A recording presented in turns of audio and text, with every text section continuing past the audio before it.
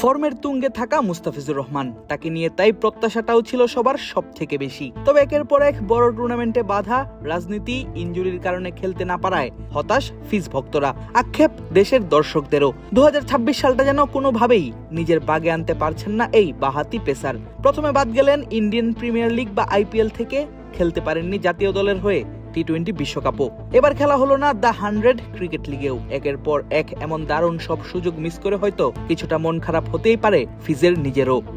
শুরুটা IPL দিয়েই। নিলাম থেকে ফিজকে চড়া দামেই কিনে নিয়েছিল 3 বারের শিরোপাধারী কলকাতা নাইট রাইডার্স। অবশ্য সেটাই তো স্বাভাবিক, কেননা এর আগের বছর অর্থাৎ 2025 সালটা বল হাতে অনেকটা স্বপ্নের মতোই কাটিয়েছেন কাটার মাস্টার।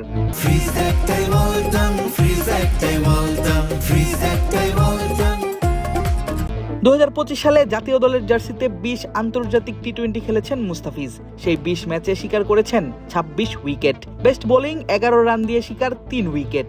20 ম্যাচে ফিজ বল করেছেন 75 ওভার 2 বল। 6.09 ইকোনমিতে রান দিয়েছেন 459। Bowling average 17.65, strike rate 17.3। শুধু আন্তর্জাতিক নয়, ফ্র্যাঞ্চাইজি লিগেও দারুণ সময় কাটিয়েছেন এই পেসার। সব মিলিয়ে 43 ইনিংসে ফিজের শিকার 59 উইকেট, যেখানে তার বোলিং ইকোনমি ছিল 6.78, স্ট্রাইক রেট ছিল মাত্র 15.9। আর দুর্দান্ত পারফর্ম করে ফিজ জায়গা করে নিয়েছিলেন উইজডেন বেস্ট টি-20 একাদশে, যেখানে ফিজের সঙ্গে থাকা বাকি নামগুলো ছিল Abhishek Sharma, Phil Salt, Sam Curran, Jacob Duffy, Varun চক্রবর্তীদের মতো তারকা সব cricketer.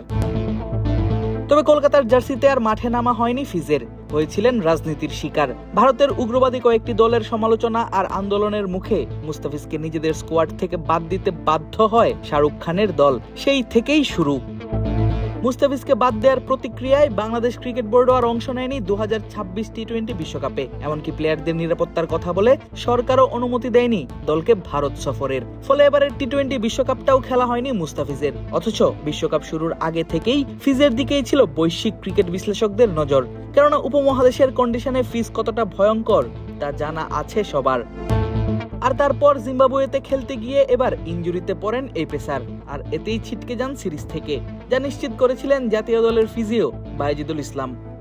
Mustafizur Rahman first ODI-তে bowling করার সময় রাইট হ্যামস্ট্রিং এর একটা কমপ্লেইন নিয়ে উঠে আসছে। পরবর্তীতে আমরা 7 তারিখে ওকে একটা স্ক্যান করানো হয়েছে। তো স্ক্যানে ওর গ্রেড 1 মাসল টিয়ার আসছে রাইট হ্যামস্ট্রিং এ। সেম হাঁটুতে ওর একটু সমস্যা আছে, মিনিস্কাল ডিজেনারেশন আছে। তো আমরা এক্সপেক্ট করতেছি এটা অ্যাপ্রক্সিমেটলি 4 উইকস এর আশেপাশে একটা টাইম ফ্রেম লাগবে ঠিক হইতে। মুস্তাফিজ দেশে ফেরত যাবে, গিয়ে রিহ্যাব করবে।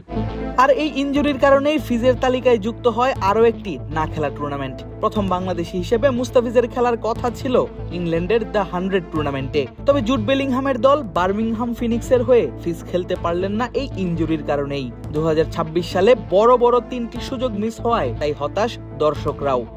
দেখার পালা ইনজুরি থেকে ফিরে এসে নিজের ছন্দ কতটা ধরে রাখতে পারেন cutter master. Adib Ashraf, cric frenzy.